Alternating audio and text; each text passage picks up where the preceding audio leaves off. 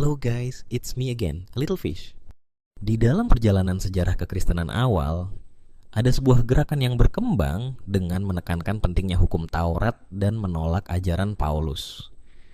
Gerakan ini dikenal sebagai Ebionisme, suatu aliran yang menganggap Yesus sebagai manusia biasa yang dipilih Tuhan untuk menjadi Mesias, bukan Allah yang menjadi manusia seperti yang diyakini dalam ajaran Kristen Ortodoks. Namun, menariknya, pandangan ini sebenarnya sudah ada jauh sebelum Ebionisme dikenal sebagai sebuah aliran terpisah. Konflik antara Paulus dan Petrus mencerminkan ketegangan yang ada terkait dengan masalah ini. Ebionisme, yang berasal dari kata Ebion, yang berarti orang miskin dalam bahasa Ibrani, bukan hanya sekadar pandangan tentang Yesus, tetapi juga sebuah pernyataan terhadap ajaran-ajaran yang diajarkan oleh Paulus.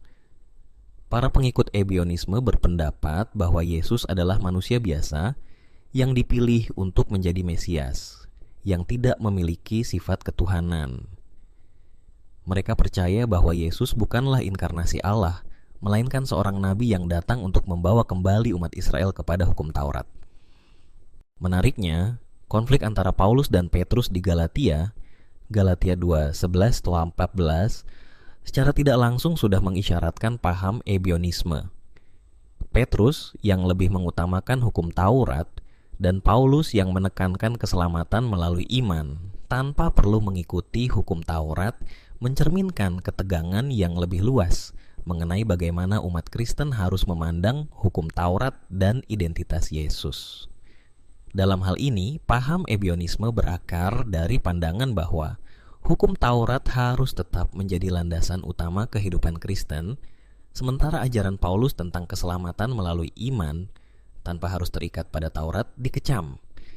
Ebionisme menjadi semakin jelas dalam ajaran mereka yang berkembang pada abad kedua M. Para pengikut aliran ini hanya menerima Injil Matius dalam bentuk yang lebih awal dan menolak seluruh tulisan Paulus, karena mereka percaya ajaran Paulus bertentangan dengan kewajiban mengikuti hukum Taurat. Ebionisme berkembang di abad kedua M, terutama di wilayah Palestina. Mereka hanya menerima Injil Matius dalam bentuk yang lebih awal dan menganggapnya sebagai satu-satunya Injil yang sah. Paulus dan ajaran-ajarannya dianggap sebagai ajaran sesat yang merusak tradisi asli kekristenan.